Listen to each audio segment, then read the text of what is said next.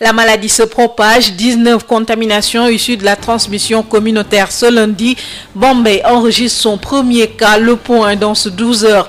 Les pluies orageuses causent d'énormes dégâts dans le sud du pays. À Ziguinchor, des dizaines de maisons sont endommagées, des arbres déracinés. Constat à suivre avec Ben Michel Confoudi, alors que la météo annonce de nouvelles précipitations dans les prochaines heures à cause des billets d'avion trop chers. Le collectif Diaspora Nyolong organise un sitting devant Air Sénégal. Ces émigrés veulent rentrer, mais les prix affichés sont exorbitants. Et puis Black Lives Matter, l'humanité dit non au racisme. L'affaire George Floyd réveille une conscience mondiale qui dit stop. Les actes racistes ne seront plus autant tolérés. Selon Yorodia, analyste politique, il sera notre invité. La page culture, la revue de presse pour compléter Sud Midi, mise en onde par Alsan Wad.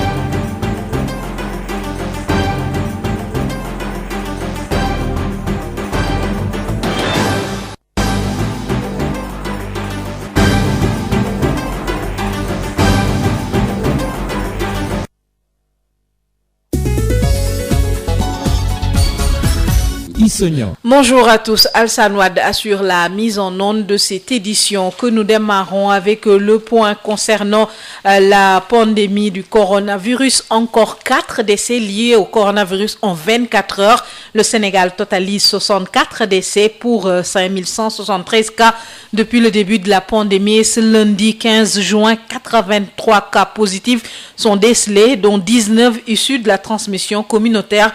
22 cas graves sont pris en charge, explique Dr Aloïse Waly Diouf, directeur de cabinet du ministre de la Santé et de l'Action sociale. On l'écoute. Le ministère de la Santé et de l'Action sociale a reçu les résultats des examens virologiques ci-après.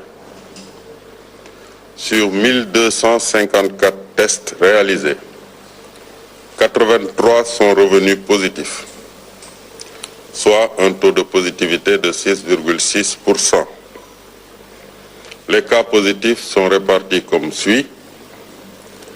64 cas contacts suivis par nos services, 19 cas issus de la transmission communautaire répartis entre Parcelles Assainies 2 cas, Grand Yoff 2 cas, Diamniadio 1 cas, Fass Mbao 3 cas, Guédiawaye 2 cas, Diamaguène Mbao 1 cas, Keur Mbaye Fall 1 cas, Yeumbeul 2 cas, Richard Toll 1 cas et enfin Touba 4 cas.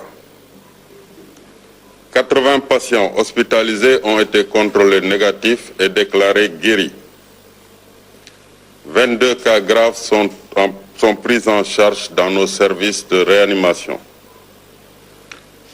4 nouveaux décès liés à la COVID-19 ont été enregistrés dans nos structures ce dimanche 14 juin 2020. L'état de santé des autres patients hospitalisés est stable. À ce jour, 5173 cas ont été déclarés positifs, dont 3424 guéris, 64 décédés et donc 1684 sous traitement. Vous venez de suivre le point quotidien du coronavirus avec le docteur Aloïse Waly Diouf.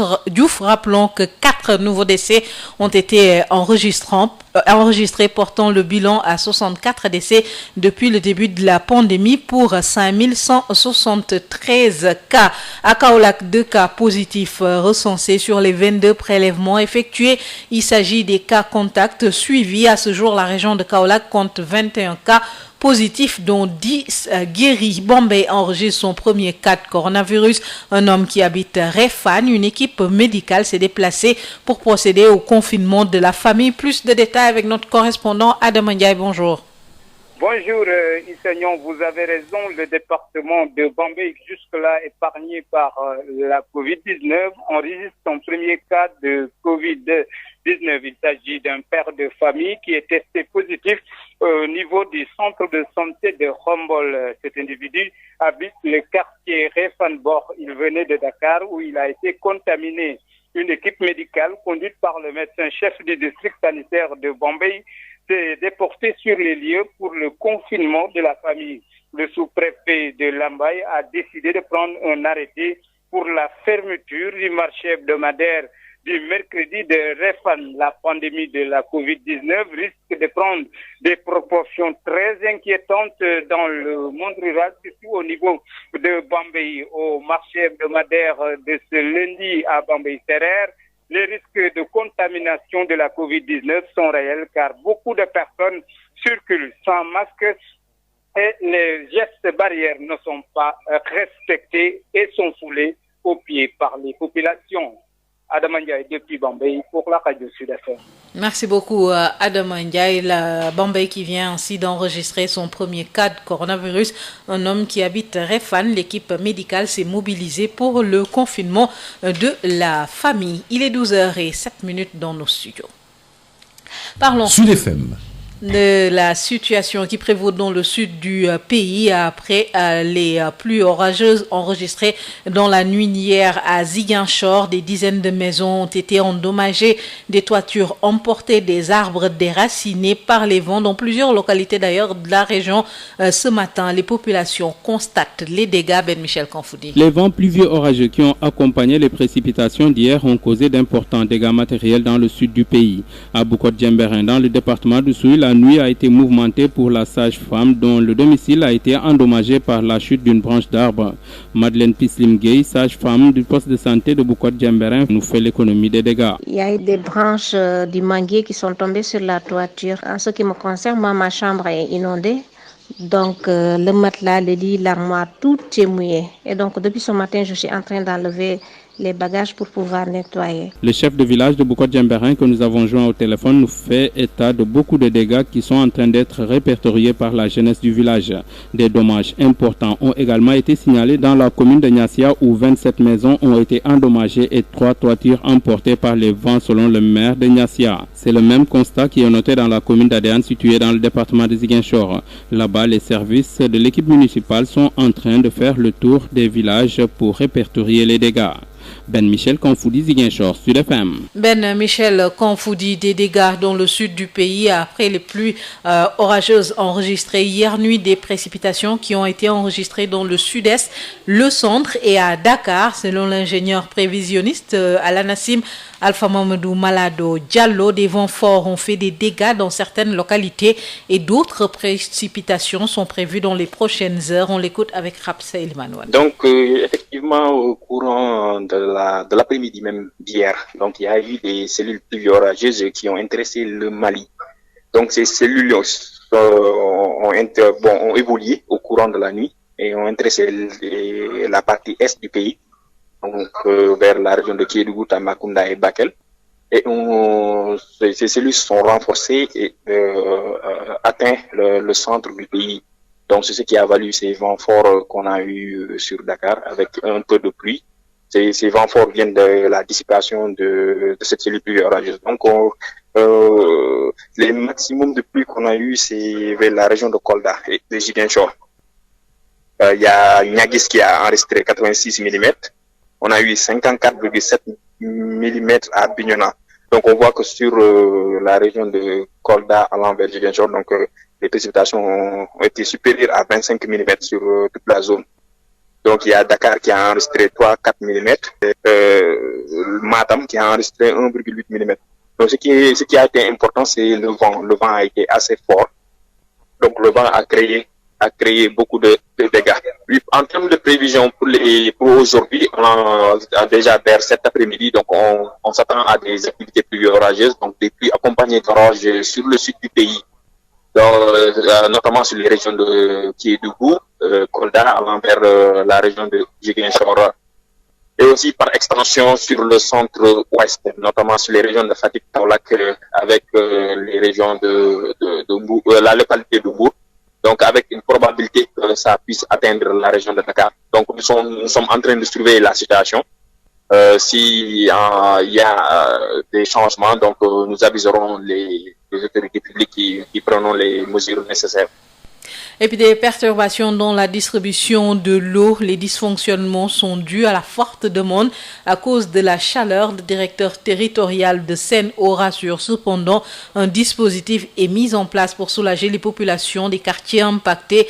Des stations de surpression sont prévues. Ibra Falloyer est joint par Rapsel Emmanuel. Par rapport à ces perturbations qui sont connues un peu dans la région de Dakar, déjà il faut noter que nous connaissions d'abord un déficit au niveau de toute la région, donc qui concerne pratiquement tous les départements de la région.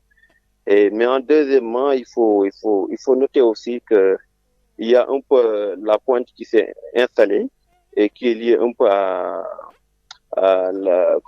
l'installation de la chaleur aujourd'hui dans tous les pays. Donc tous ces événements-là combinés fait qu'aujourd'hui on est en train de ressentir des perturbations dans certains quartiers les plus éloignés ou bien les plus élevés de notre réseau. Comme vous pouvez le constater, nous déjà on a un dispositif de camions-citernes. Déjà la flotte a été renforcée dans un premier temps. Donc aujourd'hui pour la région de Dakar, nous tournons à environ plus de 65 camions-citernes qui sont mis en œuvre aujourd'hui entre Rufisque, Dakar Banlieue et Dakar Film. Mais au-delà de cet appui-là que nous faisons, il y a aujourd'hui des projets que nous sommes en train de dérouler, surtout dans ces quartiers déficitaires.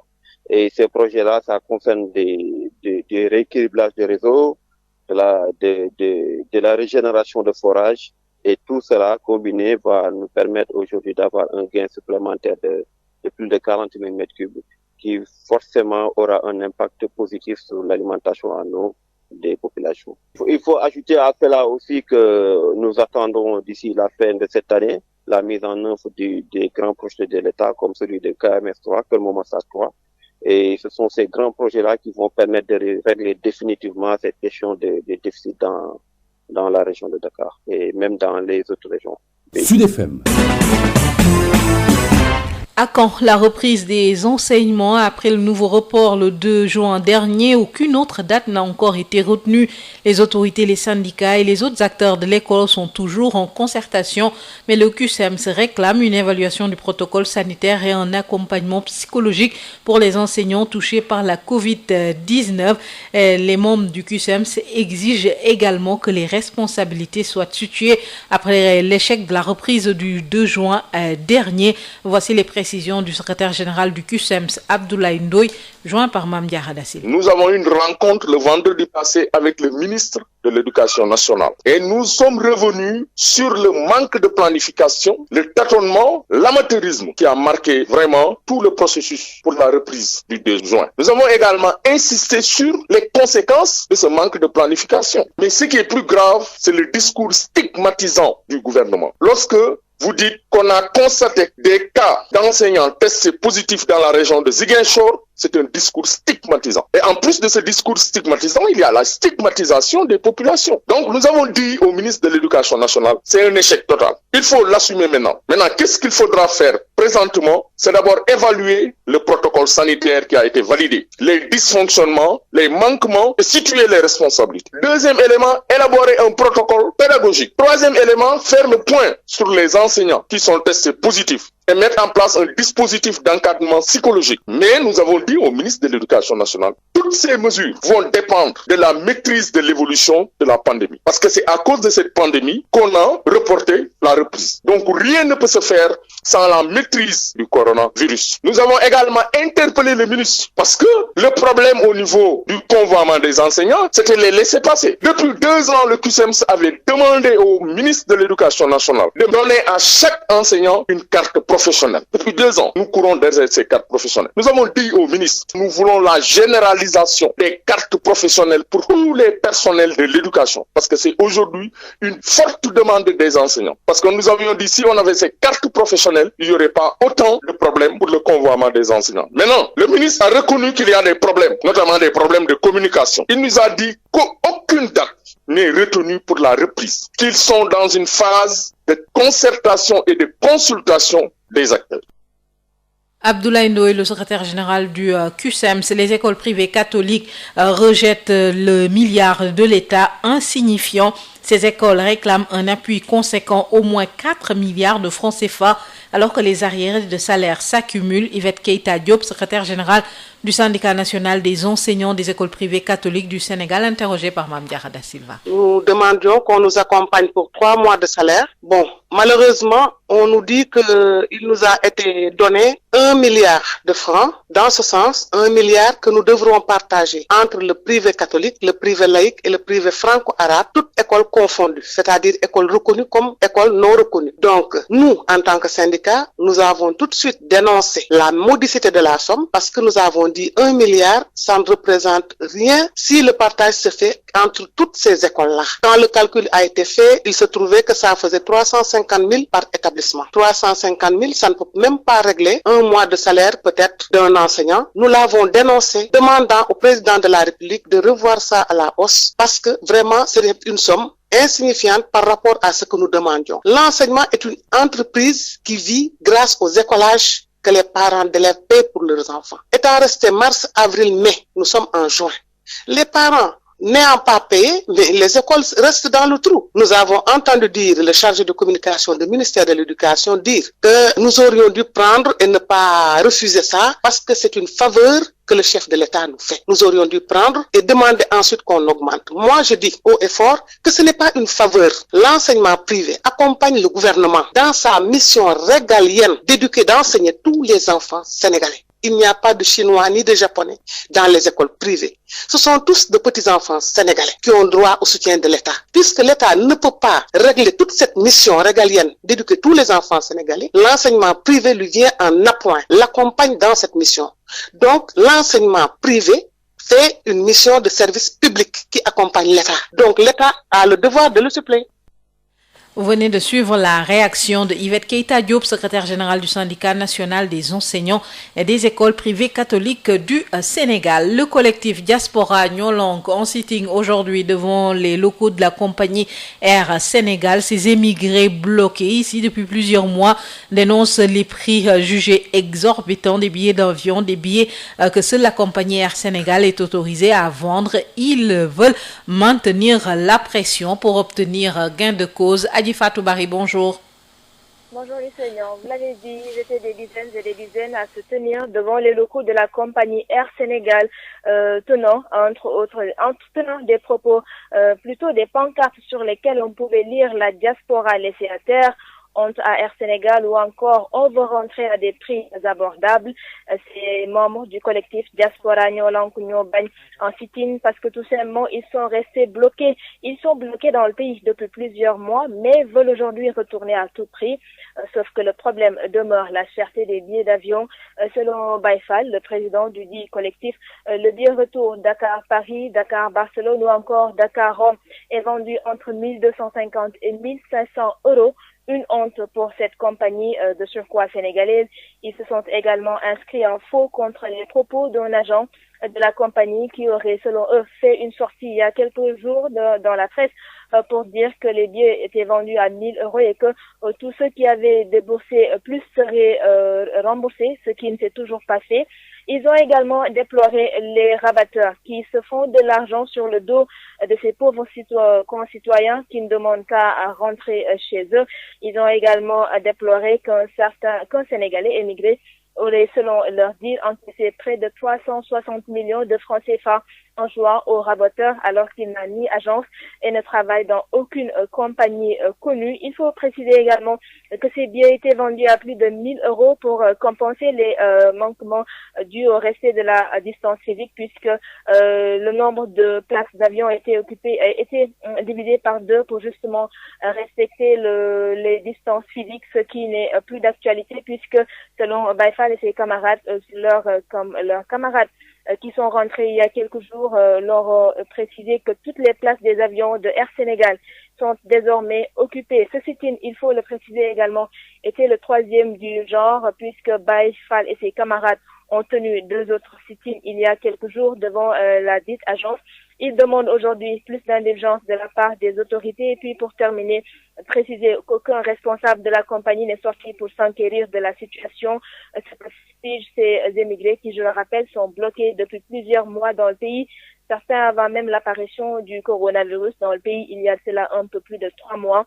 Et pour finir, ils craignent que leur situation s'empire avec cette crise sanitaire liée au coronavirus, une crise aux relents économiques. Ils craignent également de perdre leur emploi. Merci beaucoup, Adji Fatou Barry. Il est 12h20 dans nos studios. Sud Midi, l'invité. Des séries de manifestations contre les bavures policières et surtout contre le racisme un peu partout dans le monde. L'affaire George Floyd a réveillé une conscience mondiale contre le racisme. Les actes racistes ne seront plus autant tolérés. Analyse Yorodia, journaliste politique, l'invité de ce 12h. Il répond à El Hadj Malick Ndiaye. Nous sommes avec Yorodia, politologue. Bonjour. Bonjour. Alors, il y a eu de violentes manifestations contre les bavures policières aux États-Unis depuis quelques jours. Au-delà même des États-Unis, il y a eu des manifestations un peu partout dans le monde. Alors, comment peut-on expliquer ces séries de manifestations contre le racisme dans le monde? On peut l'expliquer parce que le monde a évolué avec la mondialisation, l'universalisation des valeurs. Pour le cas spécifique des États-Unis, le problème du racisme aux États-Unis est un problème congénital. Parce que les États-Unis, les pères fondateurs ont créé une constitution qui est considérée comme un texte sublime où ils proclament. C'était la première fois où on proclame un texte, non pas pour un pays, mais pour l'univers, en disant que tous les hommes naissent libres et égaux. Mais à l'époque, quand les pères fondateurs disent les hommes naissent libres et égaux, ils sont dotés par le créateur de droits inaliénables parmi ces droits, la liberté. Il y avait des millions d'esclaves aux États-Unis. Donc le débat qui s'est immédiatement posé pour les pères fondateurs, est-ce que les esclaves avaient ces droits à la liberté et à l'égalité? Et ils n'ont pas voulu trancher la question. Le problème a évolué, ils ont laissé le problème aux générations futures et c'est ça qui a amené la guerre de sécession. Et jusqu'à ce que le Nord gagne la guerre et que Lincoln proclame l'égalité, le droit des Noirs. Et malgré ça, le racisme est resté avec ce qu'on appelait les Jim Crow Law, ça veut dire separate but equal, ça veut dire séparés mais égaux. Ce qui fait que l'histoire du racisme aux États-Unis, c'est une sorte de toile de fond qui a toujours existé. Donc c'était un truc racial et puis après c'est devenu économique. Maintenant, jusqu'en 2020, ce qui a changé radicalement, c'est qu'en 2020, qu'il y ait encore un policier qui croit qu'il peut étouffer comme ça un Afro-Américain en direct et rien ne se passe. Et c'est ça qui a changé. Je compare l'affaire du racisme aux États-Unis, ce qui s'est passé avec l'affaire Floyd à l'affaire Dreyfus pour l'histoire des Juifs. L'affaire Dreyfus, c'est quand ce capitaine juif français avait été accusé de trahison sur des trucs qui n'étaient pas vrais. À l'époque, il y avait un journaliste hongrois, Ezerl, qui avait dit si la France, le pays des droits de l'homme, le pays de l'universel, n'avait pas pu intégrer les Juifs, aucun pays ne le ferait. Donc la solution serait de créer un État pour les Juifs qui se regrouperaient. Et c'est ça aujourd'hui qui a changé avec l'affaire George Floyd. Ce ne sont plus les Noirs qui disent Black Lives Matter, mais c'est le monde entier, c'est l'humanité qui dit que c'est inacceptable. Et c'est ça aujourd'hui. Ce n'est plus, par exemple, quand tu vois le combat de Martin Luther King, c'était le combat des Noirs pour plus de liberté.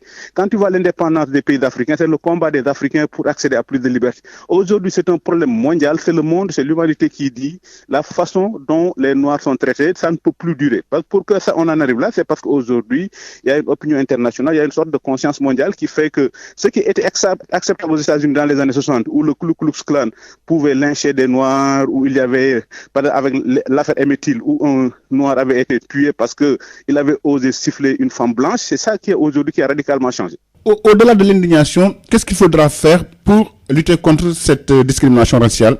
Non, c'est pourquoi je compare l'affaire Floyd à l'affaire Dreyfus. Après l'affaire Floyd, rien ne peut plus passer comme avant. Et je donne l'exemple de la France et de beaucoup de pays. Ça veut dire que dans un pays comme la France, faire preuve d'antisémitisme, attaquer un juif, ça devient un problème national. Chaque fois qu'un juif se fait agresser, il y a des propos antisémites, toute la classe politique française est obligée de descendre dans la rue pour manifester, pour condamner. Alors qu'il n'y a pas un pays qui n'a pas plus de racines antisémites que la France. Ça veut dire que les juifs se sont organisés pour que l'antisémitisme devienne un phénomène privé. Ça veut dire que les gens sont antisémites dans leur salon. Courageusement, les gens sont antisémites dans leur salon. Avec l'affaire George Floyd, c'est ça qui va être changé. Le racisme existera toujours. Il y aura toujours des racistes, il y aura toujours des xénophobes. Avec l'affaire George Floyd, ce qui va changer, les racistes vont être racistes dans leur propre salon. Ce qui était possible en France et dans d'autres pays où, quand tu t'attaquais à un juif, ça devenait un problème national, et que quand tu tapais sur un nègre, ça devenait un fait divers. Et c'est ça aujourd'hui qui va changer. Il y aura toujours des antisémites, il y aura toujours des racistes, mais ils n'oseront de moins en moins, ils l'oseront afficher publiquement. Mais il y a eu les traités internationaux et la Déclaration universelle des droits de l'homme, mais le problème persiste toujours. Oui, mais c'est pourquoi je dis, par exemple, il y a les textes, il y a l'universalité des textes. Mais par exemple, si vous voyez l'histoire des États-Unis, les États-Unis ont été le pays qui a été créé au nom de la liberté. Et quand Thomas Jefferson fait son texte, ils disent que nous, we hold these truths to be self-evident, nous tenons ces vérités pour évidentes, que les hommes sont nés libres et égaux. Ça veut dire que c'est la première fois que ça arrive. Qu'il y ait une proclamation urbi et orbi au monde en disant que tous les hommes sont nés libres et égaux. Et la question immédiate qui se pose, est-ce que les Noirs en font partie? Et les gens ne le tranchent pas. Les gens ont préféré décaler le problème. Et c'est ça qui va amener la guerre de sécession après. Des siècles après, c'est ça qui va amener la guerre de sécession. Et jusqu'à ce que Lincoln tranche en disant que ça concerne les Noirs. Et malgré ça, les racistes ont continué. On continue le combat en disant, OK, ils peuvent avoir l'égalité, mais il faut qu'on vive séparés. Donc, presque ce qu'on appelle l'apartheid en Afrique du Sud, c'était presque né aux États-Unis. Depuis la fin de la guerre de sécession, jusque dans les années 60, il y avait un apartheid qui disait pas son nom. Ça veut dire que nous sommes égaux mais séparés.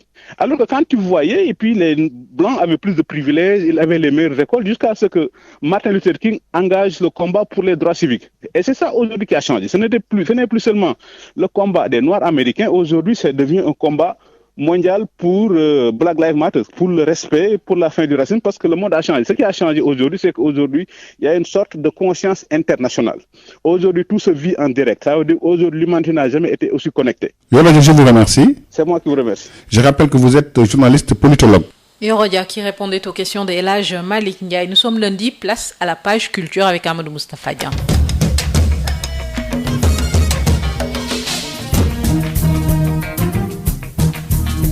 Bonjour et bienvenue dans votre journal de la culture. Grincement de dents et autres réclamations après la publication de la clé de répartition des 3 milliards alloués au secteur de la culture, nous recevons aujourd'hui le directeur des arts, Abdoulaye Koundoul, qui apporte des clarifications. Abdoulaye Koundoul, bonjour. Bonjour. Des voix s'élèvent notamment concernant l'allocation d'une partie de cette somme donc à la SODAV pour des besoins de per diem. Qu'en est-il exactement? Je ne vous apprends pas qu'il y a un comité de pilotage. Le ministre a décidé d'inscrire 1 milliard pour la SODAV, mais vraiment pour tous ces inscrits et toutes filières confondues. Le reste maintenant réparti dans les différents sous-secteurs que sont la musique, le théâtre, le cinéma et l'audiovisuel créatif, les arts visuels, le livre et l'édition, la mode et le stylisme, les communicateurs traditionnels, le conte et le patrimoine culturel, mais aussi la danse, avec une discrimination positive pour les artistes vivant avec un handicap.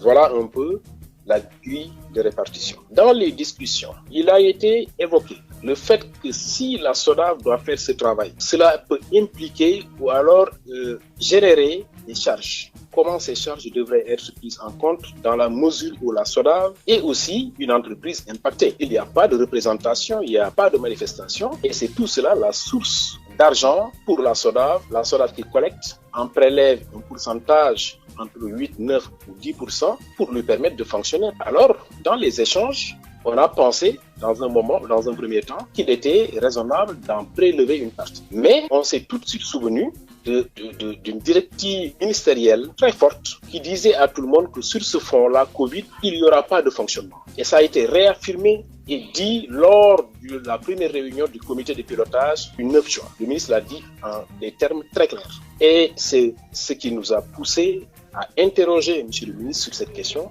qui a dit effectivement qu'il n'y aura pas de